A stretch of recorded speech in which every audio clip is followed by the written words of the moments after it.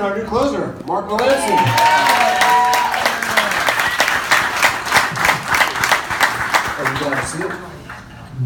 Well, a big week for you and your family. I know you're here with your wife and your kids as well. First off, on behalf of everybody here at the Giants, congrats and welcome to San Francisco. Thank you guys. This is really cool that you all showed up for this.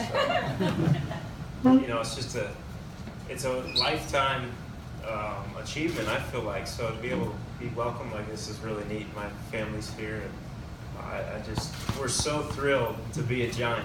I mean, I've been playing against the Giants for 8 years now, and I've always felt like this organization is just a family first, just such an unbelievable, welcoming organization.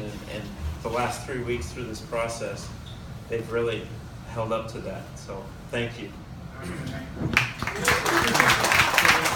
So Mark, just for some context, December, 9 o'clock in the morning, season ticket holders, some group customers, suite holders. This is the kind of support you get here in San Francisco. As someone who has competed against the Giants, what has your view been of this as a baseball town and the fan support here at AT&T Park? Well, my view has always been down in the lack of a bullpen on the other side. And every time you pitch the ball, that whole section there they got a little whistle that they and so I go to sleep at night. So that was a major reason why I signed here, was that I don't have to hear that. I was actually going to ask you, if you pitched well here, should we keep doing it? So, no, I'm good. You mentioned the bullpens. I'm actually curious about, the bullpens around baseball. It seems like it's kind of a fun niche within a team, something fun to be a part of. The lack of an actual physical bullpen, does that change the way that dynamic works? A little bit, especially if the dugout's smaller, but for me, it's kind of nice because I can go watch it on TV. You get a lot better view. I shouldn't be telling the season ticket holders that. But for me, I like to watch the pitches, in depth, kind of where spots are, what hitters are doing in the box, and it really helps me. And every stadium I go to, I stay in the first 3 innings and watch video, just for that reason. So not having a bullpen is, nobody can kind of get upset at me for being in the clubhouse till the seventh or so. And folks, I should be clear here at the start. This is your event. We want you to get an opportunity to engage with Mark. So certainly, anytime you have a question, just raise a hand, and we'll throw it out to you guys. So you mentioned kind of not being in the bullpen. You're kind of killing some time watching the game through the first 7 innings or so. This is a pretty cool space if you want to kind of get away from the clubhouse. It's called the Gotham Club. AT&T Park, you've had an opportunity to call some pretty neat ballparks your home ballpark. Yankee Stadium, Fenway Park, PNC Park is a beautiful facility in Pittsburgh. What are your thoughts about AT&T Park, though? Oh, it's first of all, it's a great pitcher's park. From an on-field perspective, there's not a better atmosphere. And I truly mean that. You guys have sold out for the last 6-7 years, and you come with knowledge of the game. You understand. You're into every pitch. It's the most perfect place to play. PNC Park was awesome, playing there, but it's just different because the fans are different. The history is different. They haven't won 3 World Series in the last.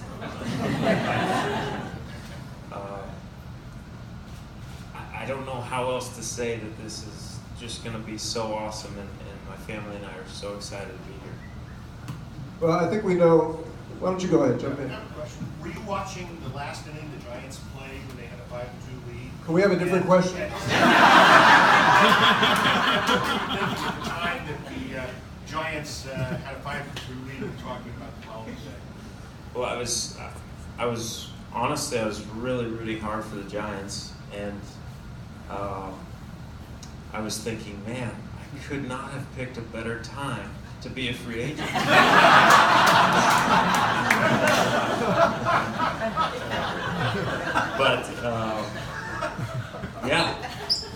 other than that, I was disappointed because I know a lot of the guys. You know, Hunter Strickland and I were teammates. George Contos and I were teammates. And you know, being in that position, you just feel for those guys. No matter what team, whoever it is, you feel for them. So, but yeah, that's kind of what I was thinking. Yeah. It was reported that you talked with Ryan Vogelsson prior to coming here, and then some of the other players were before you, I guess, talked to. What was the one thing that stood out most that really sealed that decision, and which player, or was it Ryan, or was it, Crawford, Posey, that really sealed that decision for you to come here? It was probably all of that combined, all those conversations. But a lot of those, like Vogie and I would just pick his brain because, you know, we're good friends, but he would bring it up out of nowhere, and this was prior to me knowing that the Giants were even in the conversation. And he would bring it up and say, almost to the point where it's like, Vogie, relax, man. We're with the Pirates organization, you know? And, but he would just go over and over and over, man, San Francisco, the fans, they just take care of you. The organization's so unbelievable. It's, you know, and it was almost, all right, enough. But then when we got serious, I called him and he was like, listen, like I've told you before, it's everything and then some. So, and then I've known Buster and I've known Crawford and Belt and these guys, and it's just like the camaraderie is there, and that you don't get that in every clubhouse. You know, they've kind of come up through the organization. They bleed black and orange. So. Thank you. I know you made the right decision coming here, but I was curious, did the Dodgers make an offer for you? And if they did, what were your thoughts on that as opposed to? Right. You know, there were several other teams in the mix, and it was, I just felt, you know, humbled that other people were in the mix, so it was nice. But from day one, the Giants just were so honest and upfront that it makes you feel good that they want you so bad, and you know, they had me up here to visit the front office people, and it was very straightforward, straight shooting, honest, good people. You just felt like it was a good situation from the start. So, you know, when I went back home, my wife wasn't able to come up with me on that trip, but I just said, listen, this is a family-oriented organization. They really care about that. We're going to be taken care of. And, it was just a good fit from the beginning. You made the right choice. Thank you. So if I could just jump in, I'll get to you in just a second. Mark was diplomatic in his answer about the Dodgers, but for some history, you were drafted by the Dodgers, and maybe there were some other reasons, but you did not sign with them. Yeah, because you hate them. How about that rivalry, though? I mean, you had the opportunity to pitch in the middle on both sides, in fact, of the Yankees and Red Sox rivalry. What are your thoughts, kind of having not experienced it from the inside, and what you anticipate with regard to that Giants-Dodgers rivalry?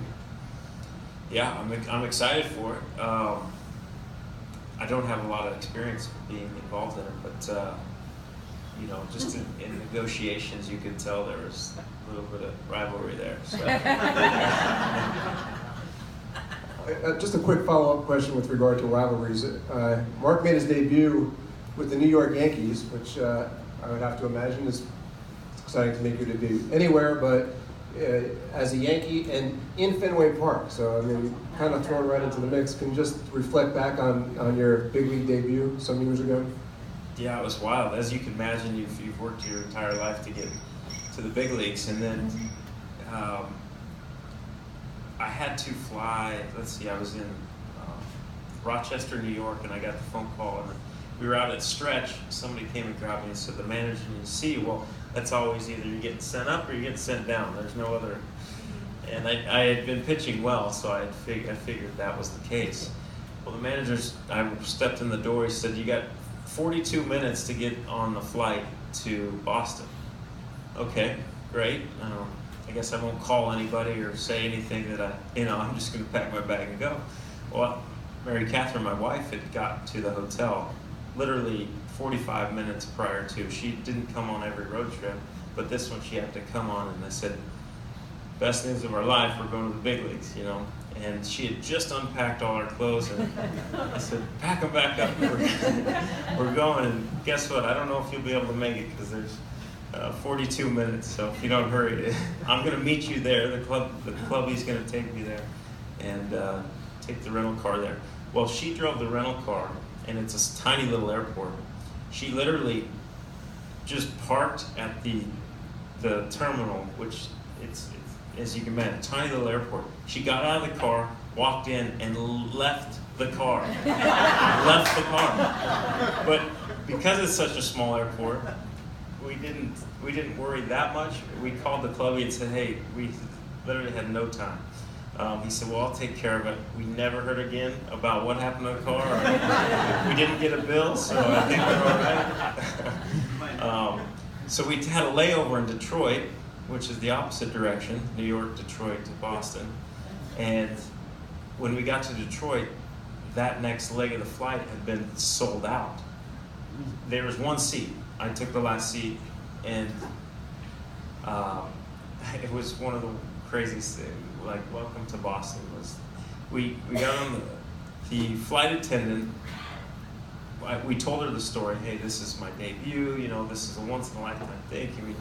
Is there any way we can figure out how to get an extra seat on the plane? So she went down on the microphone in the plane and told them everything, which was a little too much information.